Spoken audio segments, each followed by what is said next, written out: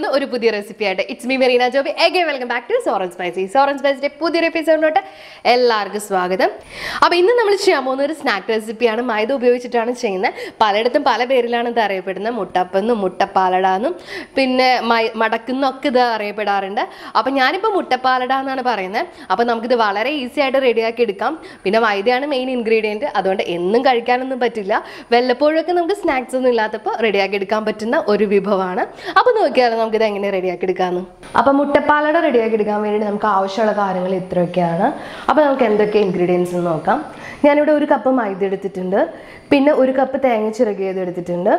പിന്നെ നമുക്ക് 1 മുട്ട വേണം. പിന്നെ നമുക്കൊരു 4 ടേബിൾ സ്പൂൺ പഞ്ചസാര വേണം. പിന്നെ ഒരു 1/4 ടീസ്പൂൺ മഞ്ഞൾപ്പൊടി വേണം. ആവശ്യത്തിന് ഉപ്പ് വേണം. കുറച്ച് ഓയിൽ വേണം. അപ്പോൾ ഇത്തരം കാര്യങ്ങൾ വെച്ചിട്ട് എങ്ങനെയാണ് മുട്ടപ്പാലട റെഡിയാക്കി എടുക്കാമെന്ന് നമുക്ക് നോക്കാം. അപ്പോൾ ആദ്യം തന്നെ നമുക്ക് മൈദ ഒന്ന് കുറച്ച് വെള്ളം ഒഴിച്ചിട്ട് നന്നായിട്ടൊന്ന് കലക്കിയെടുക്കണം. അപ്പോൾ ദോശ പോലെ നമുക്കിതൊന്ന് ചുട്ടെടുക്കാനുള്ളതാണ്. അപ്പോൾ ഒട്ടും കട്ടയില്ലാതെ നമുക്കിതൊന്ന് കലക്കിയെടുക്കണം. അപ്പോൾ അതിന് വേണ്ടിയിട്ട് ഞാനൊരു ബൗളിലോട്ട് 1 കപ്പ് മൈദ ഇട്ട് കൊടുത്തിട്ടുണ്ട്. ഇനി നമുക്ക് അല്പാൽപ്പായിട്ട് വെള്ളം ഒഴിച്ച് ഒട്ടും കട്ടയില്ലാതെ ഇതൊന്ന് കലക്കിയെടുക്കാം.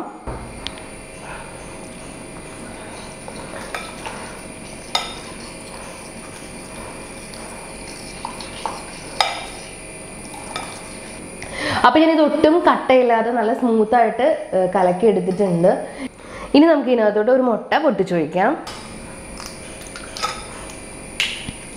കൂടെ തന്നെ നമുക്കൊരു 1/4 ടീസ്പൂൺ മഞ്ഞൾപ്പൊടി ഇട്ട് കൊടുക്കാം. ആ കളറിന് വേണ്ടിയിട്ടാണ്.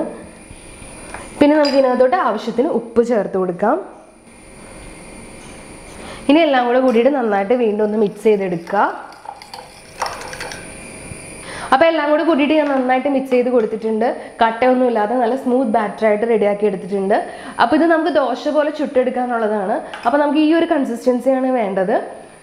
ഇനി നമുക്കിത് അടുപ്പത്ത് വെച്ചിട്ട് ദോശയായിട്ട് ചുട്ടെടുക്കാം. അപ്പോൾ പാലട ചുട്ടെടുക്കാൻ വേണ്ടിയിട്ട് ഞാൻ അടുപ്പത്ത് ഒരു ദോശക്കല്ല് വെച്ച് ചൂടാക്കി എടുത്തിട്ടുണ്ട്. ഇനി നമുക്ക് ഇതിന് മേലോട്ട് കുറച്ച് ഓയിൽ ഒന്ന് സ്പ്രെഡ് ചെയ്ത് കൊടുക്കാം. വളരെ കുറച്ച് ഓയിൽ സ്പ്രെഡ് ചെയ്ത് കൊടുത്താൽ മതി കേട്ടോ. ഇനി നമുക്ക് പാലട ചുട്ടെടുക്കാൻ തുടങ്ങാം. ഇങ്ങനെ ഒരു 2 സ്പൂൺ ഒഴിക്കുന്നുണ്ട്. ഇനി നമുക്ക് ഇഷ്ടമുള്ള അത്രയും പരത്തി കൊടുക്കുക. നമ്മൾ ദോശയ്ക്ക് പരത്തുന്ന പോലെ തന്നെ നന്നായിട്ട് ഇതൊന്ന് പരത്തി കൊടുക്കുക. ഇനി നമുക്കിത് ഈ സൈഡ് ആകുമ്പോൾ ഒന്ന് മറിച്ചിട്ട് കൊടുക്കാം. അപ്പോൾ ഇതിൻ്റെ സൈഡിൽ നിന്നൊന്ന് ചെറുതായിട്ടൊന്ന് പൊങ്ങി വരും. അതാണ് ഇതിൻ്റെ പാകം. ഇനി നമുക്കിതൊന്ന് മറിച്ചിട്ട് കൊടുക്കാം. ഇനി ഈ സൈഡ് നന്നായിട്ട് വെന്ത് വരുമ്പോൾ നമുക്കിതൊരു പ്ലേറ്റിലോട്ട് മാറ്റാം. അപ്പോൾ ഈ സൈഡ് നന്നായിട്ട് ആയിട്ടുണ്ട്. ഇനി നമുക്കിതൊരു പ്ലേറ്റിലോട്ട് മാറ്റാം. അപ്പോൾ ഞാനിതൊരു പ്ലേറ്റിലോട്ട് മാറ്റാണ്. അപ്പോൾ നമ്മളിതൊരു പ്ലേറ്റിലോട്ട് മാറ്റിയിട്ടുണ്ട്. ഇതുപോലെ തന്നെ ബാക്കിയെല്ലാം നമുക്ക് ചുട്ടെടുക്കാം.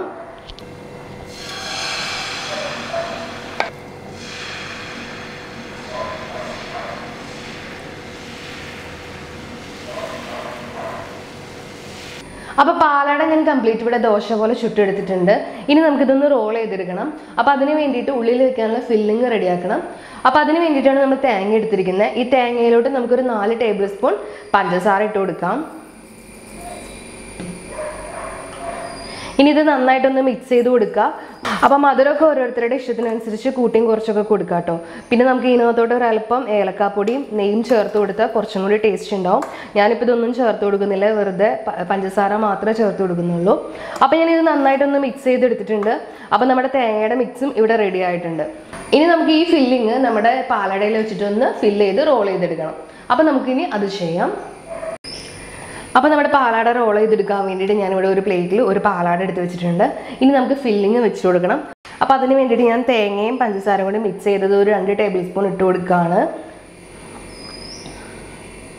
ഇനി നമുക്കിതൊന്ന് റോൾ ചെയ്തെടുക്കാം. നിങ്ങൾക്ക് ഇഷ്ടമുള്ള രീതിയിൽ റോൾ ചെയ്തെടുക്കാം. ഇതിപ്പോൾ ഞാൻ സിമ്പിളായിട്ട് ഇതേപോലെ ഒന്ന് വട്ടത്തിൽ റോൾ ചെയ്തെടുക്കുന്നുള്ളൂ. ഇനി നമുക്കിത് വേറൊരു പ്ലേറ്റിലോട്ട് മാറ്റി വയ്ക്കാം.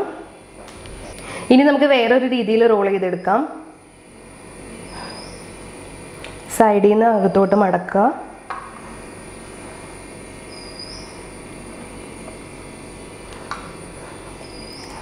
ഇങ്ങനെയും നിങ്ങൾക്ക് റോൾ ചെയ്തെടുക്കാം. അപ്പോൾ നിങ്ങൾക്ക് ഇഷ്ടമുള്ള രീതിയിൽ റോൾ ചെയ്തെടുക്കാം. അപ്പോൾ ഞാനിപ്പോൾ 2 രീതിയിൽ റോൾ ചെയ്തെടുത്തിട്ടുണ്ട്. അപ്പോൾ നിങ്ങൾക്ക് ഇഷ്ടമുള്ള രീതിയിൽ റോൾ ചെയ്തെടുക്കാം.